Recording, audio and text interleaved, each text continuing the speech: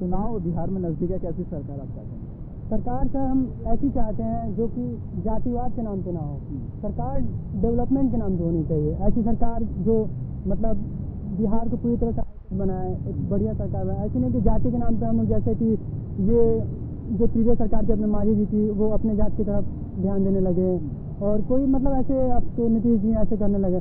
तो जो हमारे पीएम मोदी जी का है मतलब नारा की डेवलपमेंट, हाईटेक डिजिटल इंडिया होना चाहिए, उस हिसाब से आदमी को हम वोट करेंगे। डेवलपमेंट हुआ है बिहार में अभी तो नहीं हुआ है, नीतीश की सरकार में हुआ है, लेकिन और भी डेवलपमेंट हो सकता है अगर सरकार बदलेगी तो। आई थिंक फ्लो है। कुछ और लोग हमारे साथ हैं, बिहार में बहुत नजदीक है, क्या लगता है आपको?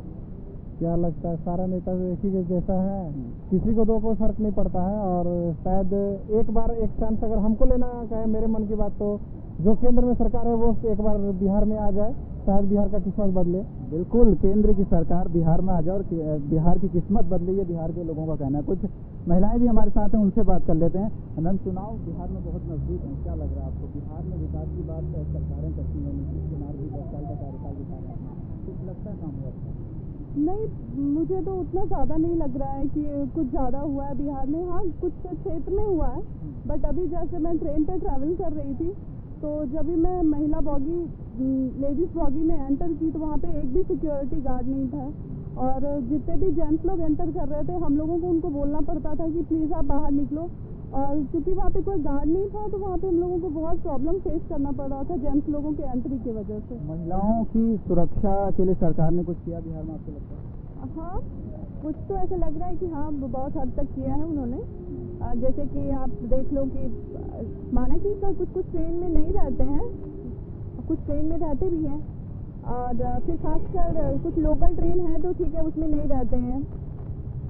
बिहार में क्या चाहते हैं, कैसा बिहार हो?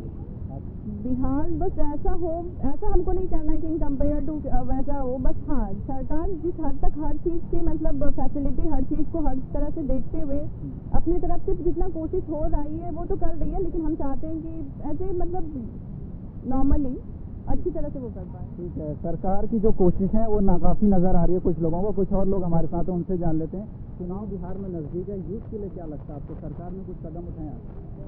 यूथ के लिए ना, यूथ के लिए तो ऐसा कुछ नहीं सरकार ने कदम उठाया। कोई एजेंडा आपको लगता है सरकार का कोई एजेंडा नहीं है, यूथ को तो बर्बाद करना है। सारे लड़के जा रहे हैं बाहर में जाके हायर स्टडीज़ के लिए, अभी भी बाहर जाते हैं। अपने गवर्नमेंट की तरफ से यहाँ पे हायर स्टडीज़ का कोई सिस्टम ही नहीं है। जितने भी लड़के हैं, इंजीनियरिंग करना हो, मेडिकल करना हो, सब बाहर ही कर रहे हैं, बाहर जा रहे हैं। आप बताइए, यहाँ पे कुछ तो होना चाहिए हम लोग के लिए। तो हम लोग अगर हम पटना के हैं, हम लोग को यहाँ पे कुछ नहीं मिल रहा है, 10 के लिए हम लोग को बाहर जाना पड़ रहा है।